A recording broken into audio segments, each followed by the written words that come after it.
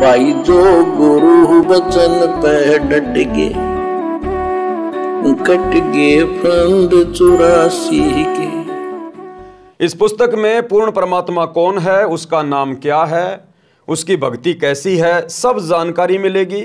मानव जीवन सफल हो जाएगा।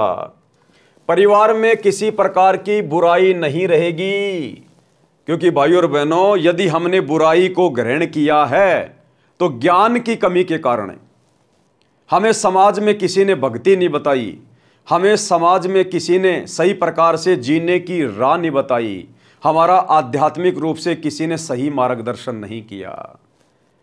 हम जब थोड़ा बहुत होश संभालने के लायक हुए तो माँ बाप ने केवल एक ही शिक्षा दी कि बेटा पढ़ाई कर, नौकरी लग, पैसा कमा। पड़ोसी का लड़का नौकरी लग चुका है, बढ़िया मकान बना चुका है, देख उसकी शादी हो गई।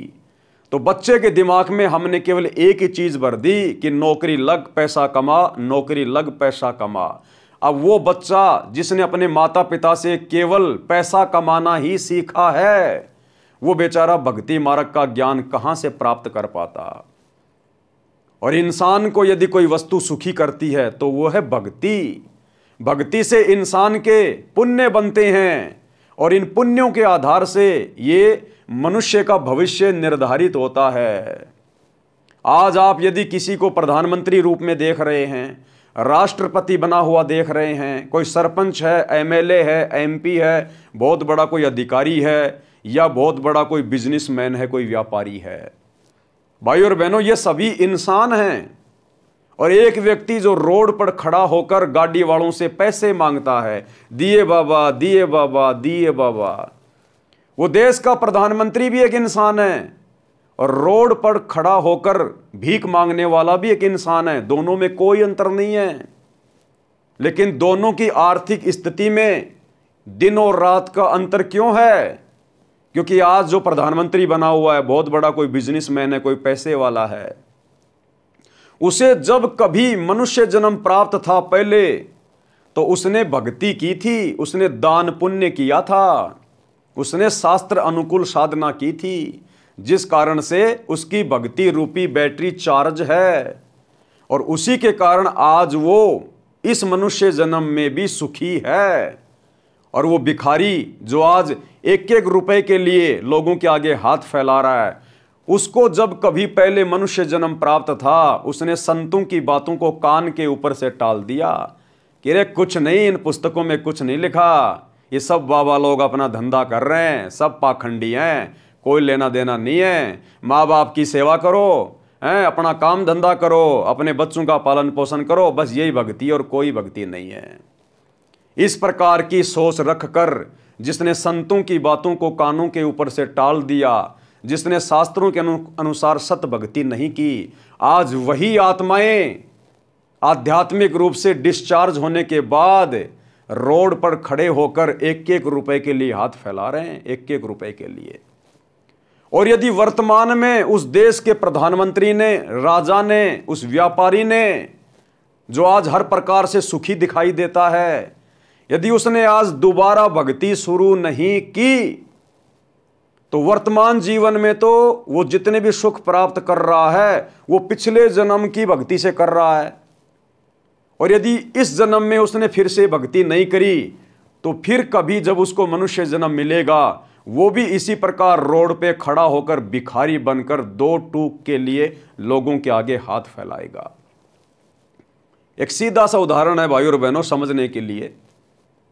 यदि किसी व्यक्ति ने पिछली बार खेत में बढ़िया फसल उगाई, अच्छे से देखभाल की, और उस व्यक्ति को 20 क्विंटल अनाज हो गया और पूरा परिवार अच्छे से खा रहा है, रह रहा है। यदि इस वर्ष वो व्यक्ति फिर से अनाज नहीं पैदा करेगा, फिर से फसल पैदा नहीं करेगा, देखभाल नहीं करेगा, तो पिछले वर्ष की कमाई तो वर्तमान में खा लेगा, लेकिन वर्तमान में यदि मेहनत नहीं करेगा तो अगले वर्ष के लिए उसके घर में दाने नहीं होंगे और फिर वो व्यक्ति कहीं मजदूरी करेगा। वो व्यक्ति 2 टाइम की रोजी रोटी के लिए भटकेगा, क्योंकि उसने वर्तमान में फिर से फसल पैदा नहीं की। तो जो व्यक्ति वर्तमान में सुखी जीवन जी रहे हैं, धनाढ्य व्यक्ति हैं, पैसे वाले हैं, राजा महाराजा राष्ट्रपति हैं। उन्होंने पिछले जन्म में अच्छी भक्ति की थी, दान पुण्य किया था, संतों की शरण लेकर, जिस कारण से आज वो मंत्री पद पे हैं, बड़े बड़े पैसे वाले हैं।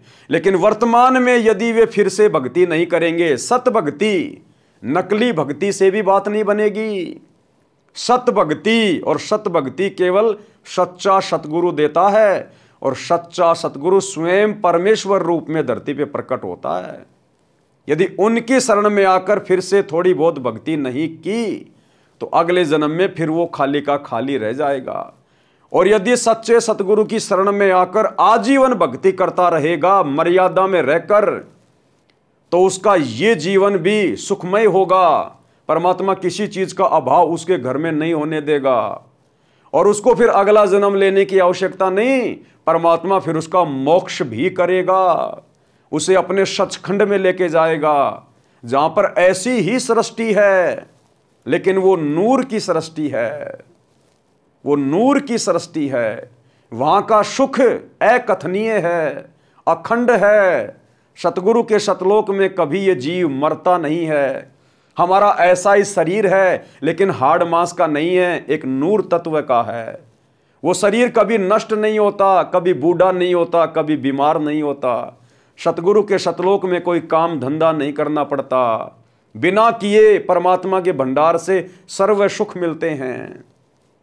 तो भाइयों और बहनों, यदि सतगुरु के शरण में आकर सत भक्ति करेंगे आजीवन मर्यादा में रहकर, ये लोक भी सुखी और परलोक भी सुखी। भाई जो गुरु बचन पे डट गए, कट गए फंद 84 के, कट गए फंद 84 के, कट गए फंद 84 के।